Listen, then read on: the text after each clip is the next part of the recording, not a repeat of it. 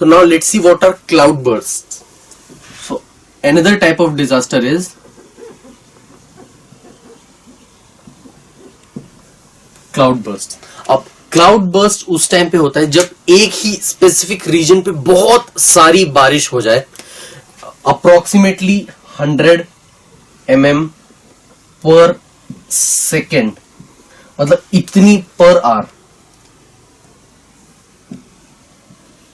अगर 100 mm, obviously rains are calculated in MMs, तो अब 100 mm हर घंटे अगर 100 mm की बारिश होनी शुरू हो जाए सच दैट कि और एक स्पेसिफिक रीजन के अंदर, उसे हम कहते हैं क्लाउड बर्स्ट. अब ये होता क्यों है? जब किसी जगह पे टेम्परेचर एक्सेस अमाउंट में एक्सीड हो जाता है, तब जब क्लाउड से जब रेनफॉल होती है, तब ये जमीन पे पहुंचने से पहले इवेपोरेट हो जाती है और फिर से कंडेंस होकर एज मॉइस्चर या तो हवा में चली जाती है, या फिर वाटर अगेन, या फिर क्लाउड अगेन मॉइस्चर के फॉर्म में उसको एब्जॉर्ब कर लेता है. मतलब ये जो बारिश होती है, ये जमीन तक पहुंचने से पहले ही फिर से इवेपोरेट होके पानी बन जाती है. तो उस वक्त पे क्या होता है, क्लाउड जब एक्सेस ऑफ अमाउंट या एक्सेस ऑफ वाटर किसी उस क्लाउड में जमा हो जाता है, तब वो पूरा वाटर एक ही जगह पे आके फॉल होता है. उसे हम कहते हैं cloud burst. It doesn't actually और literally mean cloud burst, but it mean कि ये एक मेटाफर यूज किया जाता है. It appears like the cloud has burst, but इसका मतलब होता है कि एक्सेस रेन एक स्पेसिफिक जगह पर जब हो जाए तो उसे कहते हैं cloud burst. So cloudburst means very heavy rainfall as if cloud has burst. ये एक बहुत हेवी रेनफॉल होती है, ऐसा लगता है कि जैसे कि क्लाउड बर्स्ट हो चुके हो. It occurs when there is sudden raining over a specific and small region at a rate of 100 mm per hour और मोर.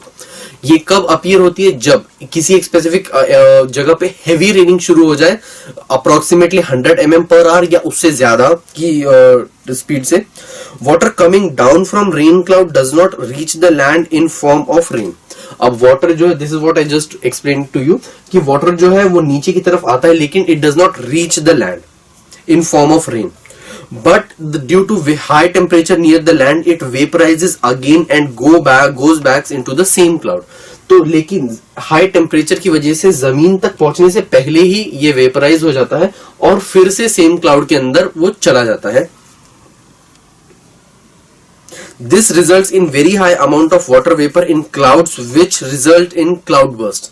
अब इससे क्या होता है, बहुत हाई अमाउंट पे वाटर वेपर्स यहाँ पर डेवलप हो जाती हैं, and because of that amount of water vapors that has accumulated in the crowd in the cloud, तो वो एक साथ फॉल होती है तो उसी स्पेसिफिक रीजन के ऊपर जहां पर क्लाउड है, और उसे हम कहते हैं cloud burst. Now there are two instances जब cloud bursts have been unmemorable.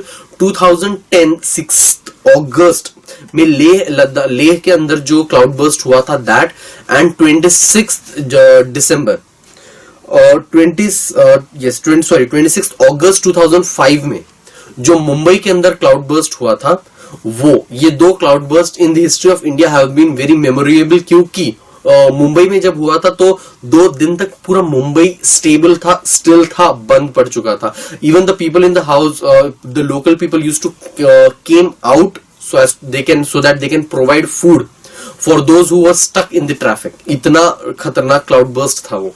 So that is one of the most memorable cloud burst which India has faced.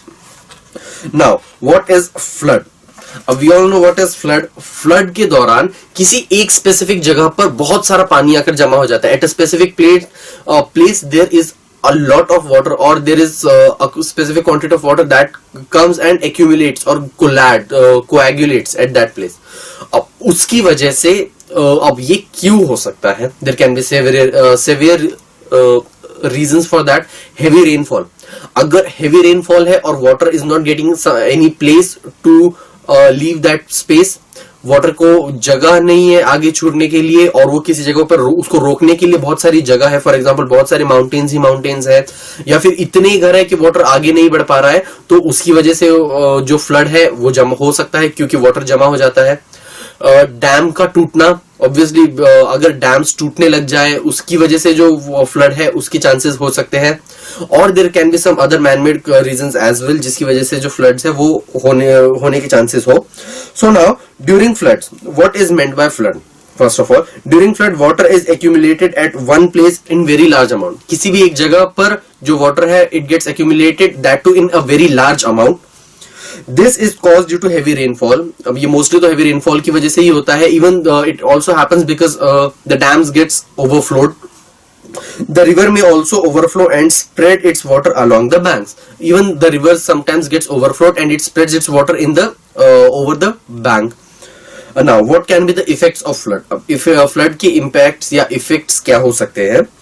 Huge loss of life and property. The excessive rain cannot be drained due to choking of drain pipes. अब इसकी वजह से ये huge loss of life can happen because of floods and the excessive rains cannot be drained out. इसको आगे drain out भी नहीं किया जा सकता because the water pipes gets choked. अब वो जो ड्रेनेज पाइप्स होते हैं वो चोक हो जाते हैं, उसकी वजह से जो पानी है वो वहीं पर अटक जाता है. It cannot be moved ahead, it cannot be flown away. Transportation and electric supply gets halted. मतलब कि जो ट्रांसपोर्टेशन है वो रुक जाता है. First of all obviously as there is water everywhere, तो उस पे इंपैक्ट पड़ेगा. इलेक्ट्रिसिटी पे इंपैक्ट पड़ता है सबसे पहले तो, क्योंकि हर जगह वाटर है. Electricity is a good conductor और water is a good conductor of electricity. So उस सबसे पहले इलेक्ट्रिसिटी को बंद किया जाता है ताकि किसी शॉर्ट सर्किट के चांसेस को रिड्यूस किया जा सके. Soil erosion takes place resulting into the damage to farm and crops. Cattle lost their life. अब सॉइल इरोजन के चांसेस होते हैं बिकॉज ऑब्वियसली हर जगह पानी है, हर जगह मॉइस्ट हो जाती है, रेन एक्सेस होती है, तो उसकी वजह से सॉइल इरोजन के चांसेस होते हैं. Plus cattle lose their life. Obviously हम लोग घर के अंदर रहते हैं, not everyone lives in the ground floor. If someone is living in the ground floor तो उस पॉइंट पे उसको थोड़े नुकसान हो सकते हैं as the water gets accumulated. However those who lives on the second floor, third floor और द वंस अबव दैट, उनको इस टाइम पे कुछ फायदे होते हैं. But somehow we can travel और we can change our place from lower level to other level.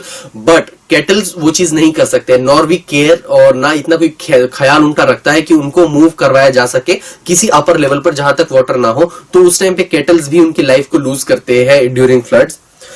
तो the epidemic spread and harm the health of people after the flood were receded. कि even जब flood खत्म हो चुका हो, even when the water is flown away, उसके बाद भी जो diseases है वो स्प्रेड होनी शुरू हो जाती है एज द वाटर जो है वो एक्यूमुलेटेड हर जगह मॉइस्ट होता है. तो बहुत सारे बैक्टीरियाज को ग्रो करने के लिए प्रॉपर टेम्परेचर मिल जाता है, प्रॉपर एटमॉस्फेयर मिल जाता है.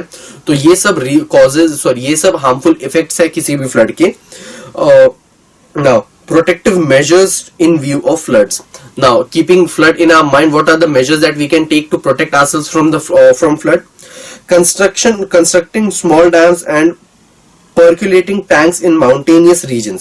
मतलब कि अब स्मॉल डैम्स को बना के रखना, छोटे छोटे dams, even if the river is very less और वेरी स्मॉल, फिर भी अगर रिवर छोटी भी है तो भी एक्सेस रेन्स के वक्त पे ऐसे चांसेस है कि it is eventually going to get overflown और वो अपनी आसपास की जगहों पे फ्लड लेकर आएगी. तो उन चीजों को रोकने के लिए छोटे छोटे डैम्स बनाने चाहिए और उन डैम्स के वाटर को obviously we can transport it to various regions ताकि उसको अच्छी तरीके से यूज किया जा सके. Making river beds felt connecting rivers. मतलब कि अब रिवर बेड्स जो होते हैं उनको फ्लैट रखना चाहिए और उनको कनेक्टिंग रिवर्स को कनेक्ट करना चाहिए आपस में ताकि एक के अंदर कभी एक्सेस वाटर हो तो वो दूसरे में ट्रांसफर किया जा सके एंड वाइस वर्सा. इसीलिए रिवर बेड्स को आपस में कनेक्ट रखना चाहिए और को रिवर से आपस में हमेशा कनेक्टेड रखना चाहिए. mass tree plantation and thereby cultivating new forests. अब if there is excess of tree plantation तो एक चीज, even if there is flood, soil erosion नहीं होगा, land slides नहीं होगी, तो उन चीजों का एक फायदा हो जाता है अगर बहुत अच्छे अमाउंट में plants present हो तो. Now government interventions. Now there are some government measures that government has taken to make sure कि flood के बाद जो नुकसान हुए या flood के दौरान जो नुकसान हुए या flood से पहले कौन से मेजर्स है उन चीजों को बताने के लिए लोगों तक तो गवर्नमेंट ने कुछ अपने मेजर्स लिए हैं. Government of India has established National Flood Commission in 1976. In 1976, there is a National Flood Commission that was established by Government of India, and the commission tries to control floods. अब ये इस commission का काम होता है कि flood को control करके रखना, कि कहां पर डैम बनने हैं, अगर कहीं पर एक्सेस ऑफ वाटर आने, फ्लड वो या रेन वाटर होने वाला है, या जहां पर भी फ्लड की पॉसिबिलिटीज वहां पे लोगों को हटा देना, वहां पे ऐसे मेजर्स को अप्लाई करना कि फ्लड के जो इम्पैक्ट्स उसको मिनिमम से मिनिमम किया जा सके, फ्लड आने से पहले ही वहां पर वाटर फ्लोइंग के प्रॉपर तरीकों को प्रेजेंट करके रखना। तो ये सारी जो चीजें हैं वो करता है जो कमीशन गवर्नमेंट ने ऑलरेडी सेट किया हुआ है वो।